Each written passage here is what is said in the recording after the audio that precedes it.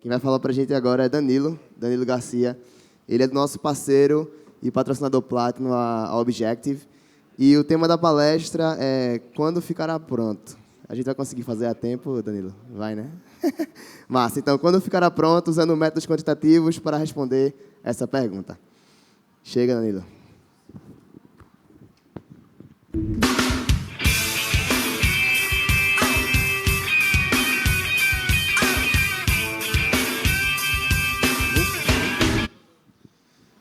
Bom, boa tarde, pessoal.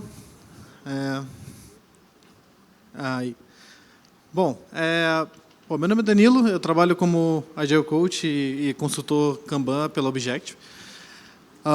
Essa eu diria que é a minha especialidade. Eu adoro trabalhar com estatística, eu adoro métodos quantitativos e eu tenho uma paixão por saber quando é que as coisas vão ficar prontas. Então, eu sempre tentei buscar isso, e eu venho estudando isso há um bom tempo e vim aplicado isso em vários projetos. O meu background é de software, mas esses métodos e esses conceitos que eu vou mostrar para vocês podem ser aplicados em qualquer tipo de projeto. Tem um outro companheiro que trabalha comigo que já aplicou isso no departamento de RH e a gente já aplicou também no departamento de vendas. Então, assim, ele é bem versátil. Tá? Bom, primeira coisa é qual é o contexto em que a gente vive dentro de um projeto. Primeira coisa é incerteza. Você nunca sabe onde é que um projeto vai terminar. Você sabe como ele começa, mas você não sabe como é que ele termina. Então, o que isso gera dentro da gente, né? Isso pode gerar várias coisas. E a primeira coisa é, cara, como que eu vou chegar onde eu quero chegar? O que eu preciso fazer? O que eu preciso pensar? Quantas reuniões a gente perde fazendo isso? Quantas vezes a gente fica parando, se perguntando, planejando, desenhando um monte de coisa? Tá? Uma outra coisa é pressão natural. Um projeto ele sempre tem pressão porque ele tem um deadline, né? Todo mundo trabalha com isso, sabe que você começou um projeto, ele tem um fim, e você tem que fazer aquilo chegar, né, prontinho no fim, e você tem que saber como que isso vai acabar, e a gente tem que cumprir esse deadline. É muito raro a gente não ter que cumprir esse deadline. E uma outra coisa que normalmente não é conhecida no começo de um projeto é a capacidade do nosso sistema. Entendam toda vez que eu falar sistema, a equipe com que a gente está trabalhando, as pessoas que estão alocadas naquele projeto, fazendo aquele trabalho, independente de onde ela está trabalhando, ou qual área que ela atua, ou quem está envolvido naquilo. Qual é a minha capacidade real de entrega quando eu começo um projeto? Tá? E, para finalizar, em termos de contexto, é isso que acontece quando a gente começa um projeto. Né? Será que vai dar certo? Será que vai funcionar? Será que eu vou conseguir entregar o que o cliente precisa? Será que eu estou gerando valor para ele ou não? Então, isso gera bastante ansiedade. A gente tem que aprender a lidar com isso. Tá? Então, os remedinhos que eu trago são esses aqui. Primeira coisa é fluxo, ou gestão de fluxo, como eu chamo. O que é gestão de fluxo? Imagina o teu processo de trabalho, em vez de ser um trabalho faseado e cadenciado, pensa ele como se ele fosse um rio passando. Ele começa na nascente e a água vai correndo e ele chega até o oceano, por exemplo. Então, se você imaginar o teu processo de trabalho como um fluxo e que o teu rio, na verdade, são suas tarefas, são suas demandas que você está criando para serem desenvolvidas, né? Pensando dessa forma, em teoria, o rio ele flui bem quando ele não tem impedimento nenhum, não tem nenhuma pedra no caminho, não tem uma barreira, não tem nada. Ele deveria funcionar assim. Então, a disciplina de gestão de fluxo é entender como que funciona, como é que está o teu rio, ele está cheio de pedra, ele tem algum tipo de barreira, e entender como é que a gente pode fazer para que a água flua melhor. Tá? O outro ponto é valor, né? Se a gente está entregando valor ou não, se a gente está entregando o que realmente o nosso cliente está esperando que ele entregue. Saúde do projeto. Então, é um projeto saudável? Esse fluxo está correndo tão bem que as pessoas estão bem, a gente está entregando o que a gente realmente precisa entregar? Como é que está o nosso orçamento? Como é que todas essas variáveis, como é que está a saúde geral do projeto? Né? E o principal, previsibilidade. Se a gente tem um projeto, se a gente tem um deadline, quanto mais previsível a gente for na entrega desse projeto, melhor, mais saudável ele vai ser. Tá? Como é que a gente faz isso? Primeira coisa, qual é o conceito de previsibilidade? Tá? Previsibilidade é o grau de confiança com o qual podemos corretamente afirmar qual vai ser o estado futuro de um sistema ou de um processo. Primeira coisa que eu penso quando eu falo sobre previsibilidade é previsibilidade do tempo. Isso é uma coisa que a gente faz o tempo inteiro, a gente vê isso no noticiário o tempo inteiro, a gente está sempre tentando prever qual vai ser o tempo. Qual vai ser o estado futuro do tempo de amanhã? Vai chover? Vai fazer frio? Vai ficar quente? O que vai acontecer? Tá? Uma coisa que a gente tem que ter em mente que que o futuro, alguém ensinou para a gente que o futuro ele é um ponto lá na frente. Quando alguém fala para você que você vai entregar o projeto no dia X, ele está te dizendo que existe uma possibilidade de eu entregar esse projeto no dia X. Assim como a gente faz a previsão do tempo, a gente está falando que existe uma possibilidade de chover. Pode ser que não chova. Tá? Então, a primeira coisa que a gente tem que desapegar é de que o futuro ele é um ponto lá na frente. Ele não é. Ele é uma infinidade de possibilidades. Tá? Isso é você pensar de forma probabilística. Isso é você pensar que o futuro ele pode acontecer várias coisas, muitas variáveis podem afetar o seu futuro e a gente tem que levar isso em consideração. Então, você afirmar para alguém que você vai entregar um projeto na data X, ou você afirmar com 100% de certeza que vai chover amanhã, você está se enganando e você está enganando essa pessoa. Então, a gente tem que levar isso em consideração. E previsibilidade, quando eu falo que é o grau de confiança, é você saber quão previsível eu sou. Eu sou 100% previsível? Eu sou 70% previsível? Eu sou 60% previsível? E comunicar isso para as pessoas. Tá? Então, qual é o primeiro passo que a gente tem que fazer para começar a entender o que é previsibilidade dentro do meu próprio projeto, ou do meu produto, ou, enfim, do que eu estou fazendo? Definir o sistema. O que é definir o sistema? Quais são as fronteiras de todo o meu processo? Aonde ele começa e aonde ele termina? Né? É muito fácil falar. Ele começa quando o meu cliente pede alguma coisa e quando eu entrego. Legal. Esse é um sistema. Ele tem várias etapas lá dentro. Né? Mas é isso que você quer quantificar? Então, beleza. Então, nosso sistema vai ser esse. Uma outra coisa que você pode fazer, por exemplo, no meu mundo de software, a gente quer saber quanto tempo leva o desenvolvimento. Então, onde é que começa o desenvolvimento? Para algumas empresas ou para alguns projetos, ele começa quando o desenvolvedor começa a codificar. Então, beleza. Aqui começou o teu sistema de desenvolvimento. Onde é que ele termina? Em deploy em produção. Tá bom. Então, eu vou começar a quantificar quanto tempo leva desde que o desenvolvimento começa até onde ele termina. Tá? Essas barreiras, ou essas restrições, aonde o sistema começa e aonde ele termina, vão determinar todas as métricas que você vai utilizar. Tá? E isso a gente tem que ter isso muito claro. Se a gente está utilizando métricas, ou se a gente está quantificando coisas de um sistema não definido, a gente vai ter muito problema com essas métricas e elas não vão ser válidas para a gente. Tá? Então, como é que eu faço isso no meu mundo? Tá? Essa imagenzinha aqui é só um exemplo onde eu tenho um processo fim a fim de desenvolvimento, onde ele começa quando você tem uma ideia, alguém teve uma ideia, alguém tem um requisito que passaram para você, né? Então ele tem pronto para ser feito, pronto para ser comprometido com o time de desenvolvimento, eu tenho pronto para começar, passa por todo o processo de desenvolvimento, e aí ele tem até o pronto para ser aceito pelo cliente. Tá? Esse círculo vermelho, o que eu quero mostrar para vocês é, isso aqui é o que eu defino como um sistema de desenvolvimento. A partir do momento que eu me comprometi, que eu vou fazer aquilo, até o momento que eu vou entregar para o meu cliente. Esse círculo vermelho simboliza que todas as etapas que eu tenho mapeadas aqui dentro vão conduzir as minhas métricas. Então, toda vez que eu falar que uma tarefa, uma feature, por exemplo, acaba em 5 dias, eu estou dizendo que, desde o momento do pronto para começar até o pronto para aceitar, ela leva 5 dias para ficar pronta. Né? E como é que isso é representado? Pela aquela flecha escrito System Lead Time, então, o lead time do sistema. Essa é a minha métrica. Agora eu quero saber quanto tempo leva para ficar pronto desde o momento que ele virou uma ideia. Eu tenho o Customer Lead Time, que é desde o momento que o cliente pediu. Então eu tenho essa métrica também. E eu posso quantificar isso de forma separada, eu posso ter uma métrica para cada uma das minhas peças do meu projeto e usar a estatística para analisar isso. Tá? Então, entrando mais em estatística básica, quem já ouviu falar da lei de Little? Levanta a mão. Uma pessoa, 2 pessoas. Ok. Lei de Little é uma equação matemática que o Dr. Little criou. Ele é considerado o pai da teoria das filas. É um estudo que ele, como diz o nome, ele estuda filas de forma estatística. Tá? O que essa lei fala? O que essa equação matemática fala? Ela fala que o seu tempo médio de entrega ele é igual ao teu trabalho em progresso dividido pela média da tua entrega, da tua vazão. Né? Então, quanto que você entrega em média? Você tem um número para isso. Quantas coisas em progresso você tem ao mesmo tempo? Você divide os dois, você vai ter o teu tempo médio de entrega.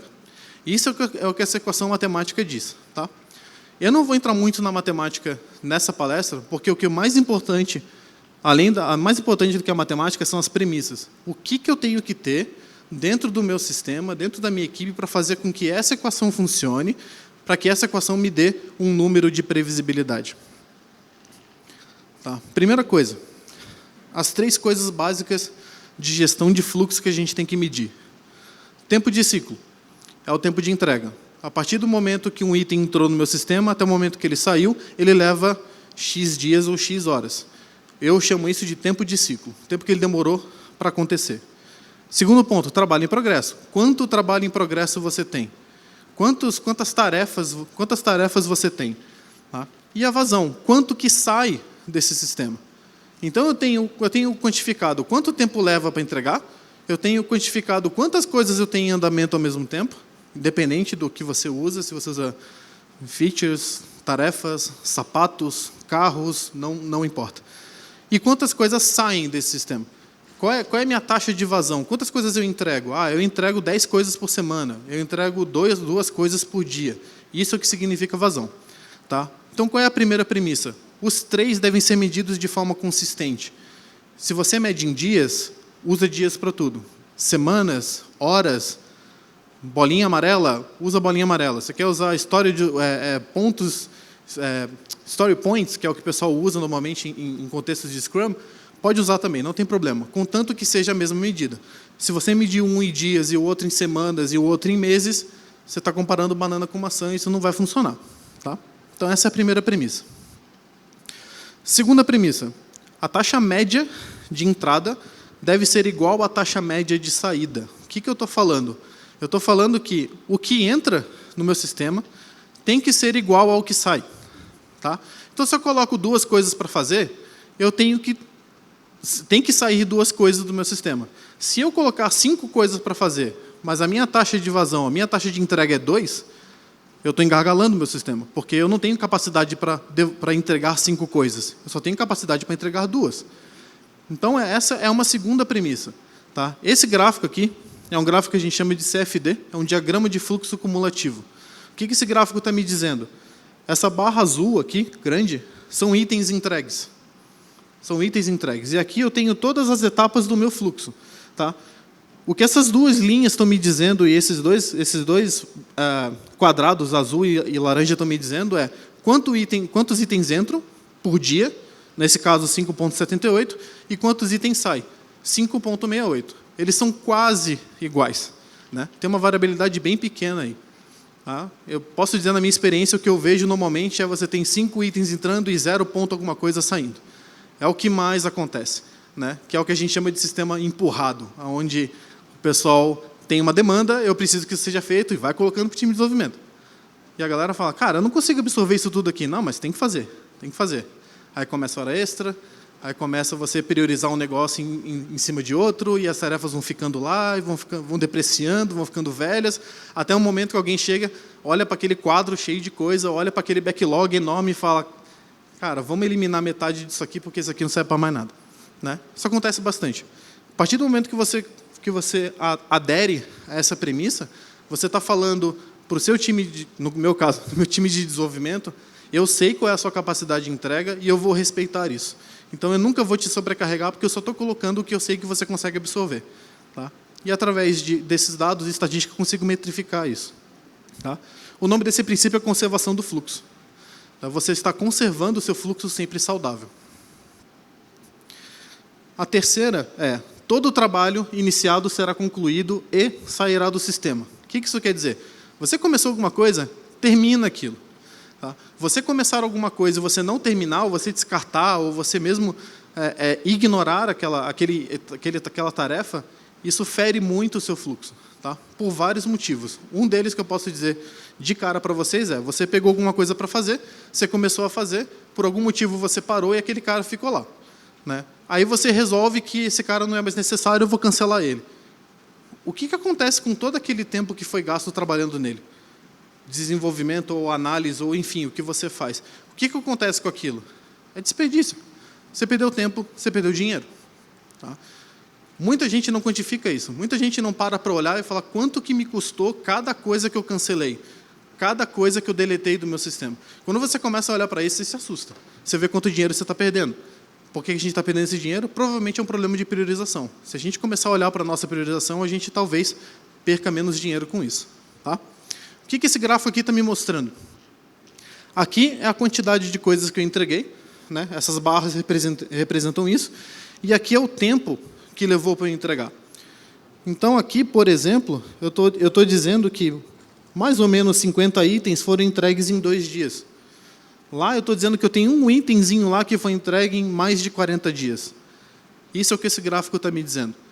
Então eu posso olhar para esse gráfico e falar, cara, aquele cara levou quase 45 dias. A maioria das minhas coisas levam até 7 dias para serem entregues. Por que aquele cara levou 45? Eu vou investigar.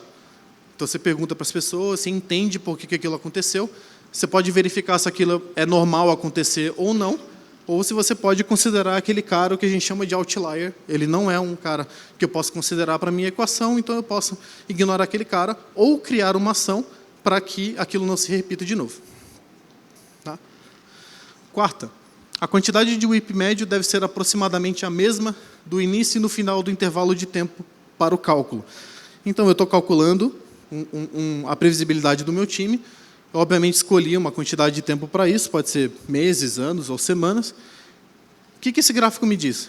Quanto de trabalho em progresso eu tenho no tempo?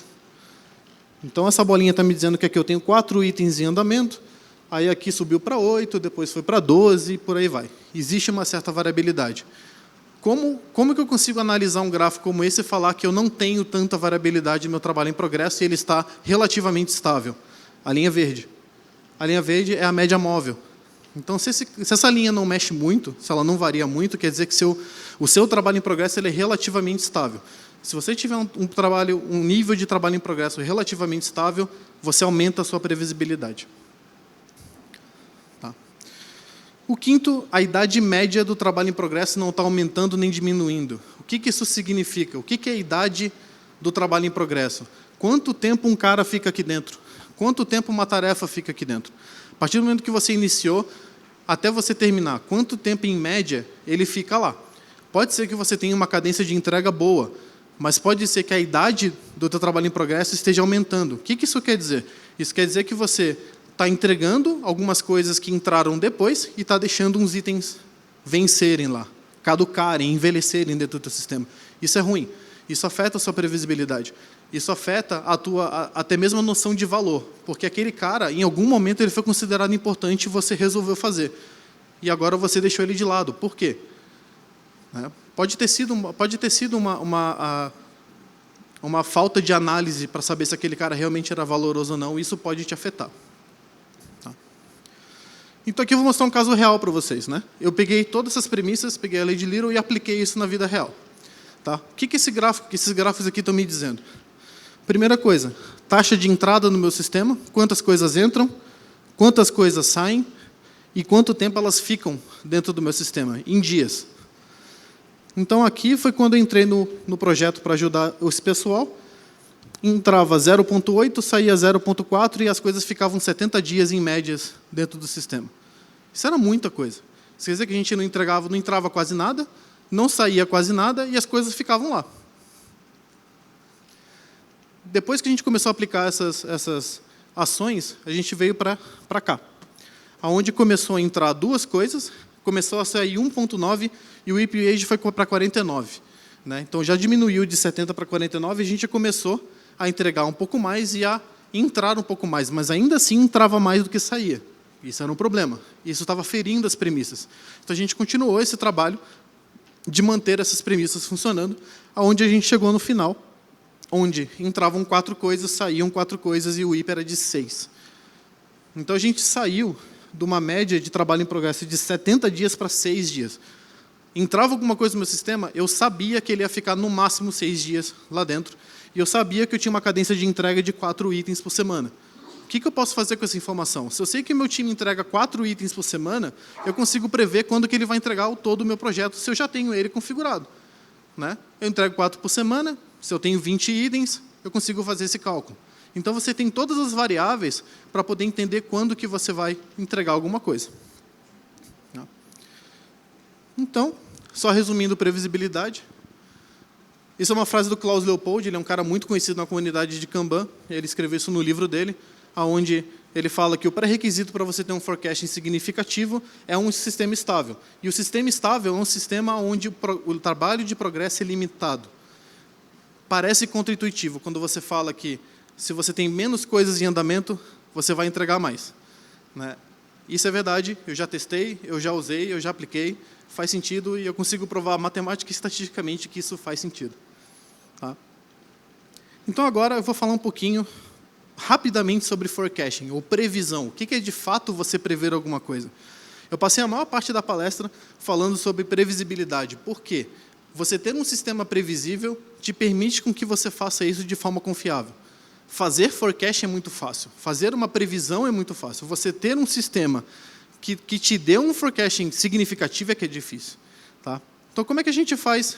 Bom, primeira coisa, definição de forecasting, né? Previsão é sobre responder as perguntas corretas com um alto grau de certeza com o menor esforço possível. De novo, níveis de confiança, né? Você quer saber qual o grau de confiança que você quer ter quando você vai fazer uma previsão. Você quer ter 100% de certeza que uma coisa vai ser entregue em tal dia? Você tem chances de fazer isso de forma estatística. Ou você pode usar um grau de porcentagem menor e aceitar um certo risco nisso. Tá? E com o menor esforço possível. Forecasting não precisa ser uma coisa de outro mundo, uma coisa de 7 cabeças, não precisa saber matemática avançada para fazer isso. Tem um método muito fácil que faz isso. Quem já ouviu falar de Monte Carlo? Tem algumas pessoas, legal. Monte Carlo foi bem usado em métodos tradicionais e acho que até no PMBOK, se eu não me engano. Né? O que o Monte Carlo faz? Tá? É muito simples. Ele pega a sua massa de dados, ele pega seus dados de entrega, por exemplo, nesse caso, e ele faz várias simulações usando números aleatórios para tentar entender como é que o seu sistema se comporta. Então, ele gera um gráfico parecido com esse, que é quase uma distribuição normal, e nessa ferramenta que eu uso, ele me dá o dia que eu vou entregar, nesse caso, o meu projeto. Então, o que eu fiz? Eu peguei todo o meu histórico de entrega, peguei todas as demandas que foram entregues, quanto tempo elas demoraram, tudo mais, e joguei dentro do Monte Carlo. Falei, simula para mim quando é que eu vou entregar o meu projeto. Meu projeto tem 100 itens para serem entregues. Então, eu falo para ele, nesse caso aqui quantos dias vai levar para entregar 43 itens, que era o que sobrava do meu backlog. E aí ele me dá no calendário, olha, você tem uma chance de 85% de entregar no dia 5 de outubro. Tá? Então, eu tenho 85% de chance. Quer dizer que ainda existe 15% de chance de eu não acertar. Tá? Qual é a diferença desse método para um método considerado tradicional de previsão? A gente usa a média. Tá? A média não ajuda muito porque ela é 50%. Aqui eu estou usando 85%. Eu tenho uma chance muito maior e eu estou incorrendo em menos risco. Tá? Meu tempo está acabando, eu vou passar mais rapidinho. Tá? A gente já está no final. Isso aqui é um cookbook, eu gosto de deixar isso aqui para... Como é que você pode usar isso amanhã, se você quiser. Tá? Quais são os passos? Primeira coisa, define o sistema. Aonde ele começa, aonde ele termina. Todas as suas métricas vão ser relevantes para esse sistema, ou esses steps que você selecionou, que é o seu sistema. Começa a medir vazão, tempo de ciclo, trabalho em progresso. Tá? A gente tem isso. Naturalmente, quando o trabalho começa, você já tem essas informações. A gente só precisa medir elas. Tá?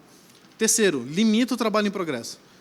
É impressionante como é uma coisa simples, é uma coisa barata de fazer e o benefício que isso traz. Só que é realmente contraintuitivo. É difícil você convencer pessoas de que você pode limitar o IP sem você mostrar que ele realmente funciona. Mas faz muito sentido e ele é muito poderoso. Tá? Depois você faz isso tudo, simula o sistema com Monte Carlo, tem várias ferramentas que fazem isso. Eu tenho um slide com referências que dá uma planilha de Excel que faz isso. É só você colocar seus dados lá e ele faz tudo para você. E você repita esses passos, o 2, o 3, o 4, no caso, diariamente. Tá? Isso é uma mensagem que eu quero deixar para vocês. Forecasting não é uma coisa que você faz no começo do projeto, depois você faz no final para saber se deu certo. Você faz todo dia. Todo dia você ganha informação nova, todo dia você tem uma informação diferente sobre o seu projeto, alguma coisa acontece que modifica tudo que você planejou. A gente tem que fazer isso o tempo inteiro. Tá bom? Era isso que eu tinha para falar para vocês. Uma última mensagenzinha. Números não resolvem, eles revelam. A gente só pode usar os números para tomar uma decisão e fazer análises. Ele não resolve o problema para a gente. Ok? Então, acho que eu tenho um minutinho aí para perguntas. Muito obrigado, pessoal. Valeu, Danilo. Temos sim, temos Referências. dois minutos para perguntas. 3 perguntas. Ninguém? Vamos lá, galera. Ali no fundo. Opa, Danilo, obrigado. Muito legal a apresentação. Minha pergunta é: quantos projetos vocês tiveram que aprender para fazer tudo isso, para ter todas essas métricas? E quantos estão aplicando? Em quantos projetos vocês estão aplicando o que vocês apresentaram aqui hoje? Diz quantos projetos a gente demorou para aprender para fazer isso aqui? Mais ou menos. Ou quantos projetos, ou quantos anos até que vocês levaram para aprender tudo isso? A Objective tem uma história com agilidade bem antiga, com métodos Lean bem antiga, e tudo isso aqui está tudo baseado em cima de gestão de fluxo. Então, eu posso dizer que a Objective, em algum termo disso, faz isso há muito tempo. Agora, métodos estatísticos não faz muito tempo que a Objective, como empresa, faz isso. Eu faço isso há 5 anos e eu venho usando isso em todos os meus projetos desde então. Legal. Obrigado. Boa tarde, parabéns. Quando a gente fala de fluxo, linha de produção, itens tangíveis, eles são mais facilmente abstraíveis, porque as tarefas são repetitivas, elas são conhecidas. Desenvolvimento de software, o complicado é nivelar os itens que entram. Como aplicar essa teoria e de que forma ela pode se aplicar de uma forma melhor, considerando que as histórias de usuário, vamos chamar assim, que são os itens que entram, pode ter uma variabilidade entre elas de complexidade muito grande. É legal. Eu sempre me fazem essa pergunta, eu adoro responder essa pergunta. No começo, todo mundo acredita que o tamanho do lote ou a complexidade dele influencia. Tá? Eu vou dizer que se você não está acostumado a fazer gestão de fluxo, esse é o menor dos seus problemas. Tá? Porque quando você faz gestão de fluxo, o teu pior problema são filas.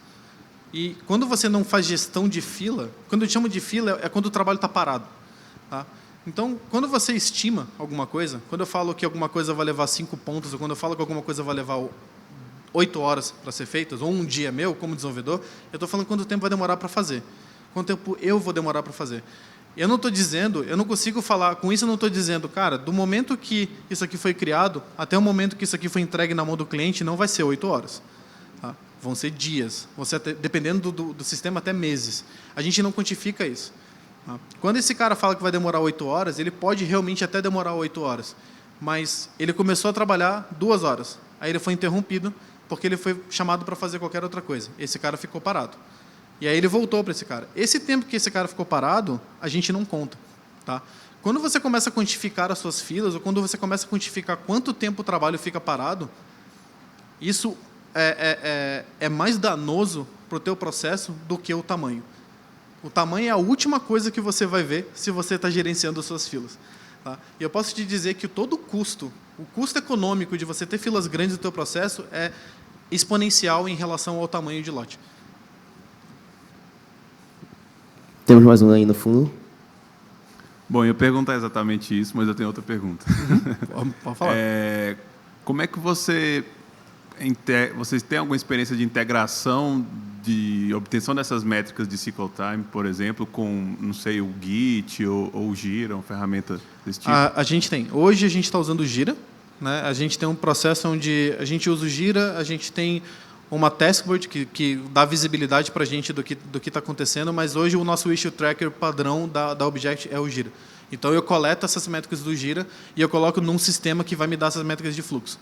O Jira tem métricas de fluxo. Não confia nelas, elas não foram feitas por alguém que entende de fluxo. Não é nem fazendo propaganda de outras ferramentas, mas as métricas de fluxo do Jira não são boas. Então, eu pego toda a massa de dados que eu tenho do Jira, coloco numa outra ferramenta que é confiável, que eu sei quem foi que criou, e lá eu consigo ter essa análise de fluxo. É fácil exportar isso? A ferramenta ela integra direto com o Jira. Se você tiver seu board no Jira, ela integra com Trello também. Você pode fazer por Excel, mas ela não é a única ferramenta. Essa ferramenta que eu uso, mas tem várias ferramentas hoje que fazem gestão de fluxo, que você consegue, através de uma planilha ou até mesmo um JSON, você consegue subir esses dados e ter essa análise. Qual o nome dessa ferramenta, só para... Não sei se eu posso falar. Pode ou não pode? Pode ou não pode? Lombardi, Não, pode? Eu não sei. Fala, velho. A gente pode conversar depois e eu te passo. Pronto, melhor. Temos mais mais uma pergunta. uma pergunta, se alguém... A última... Qual a ferramenta? Essa não vale, não. Essa não está autorizada, não. Quer dizer, eu nem sei, eu estou proibindo sem saber, mas pergunta a ele depois no corredor. Pode, né? Então, tá bom. Alguém mais? Não? Danilo, valeu, meu velho. Obrigado, pessoal.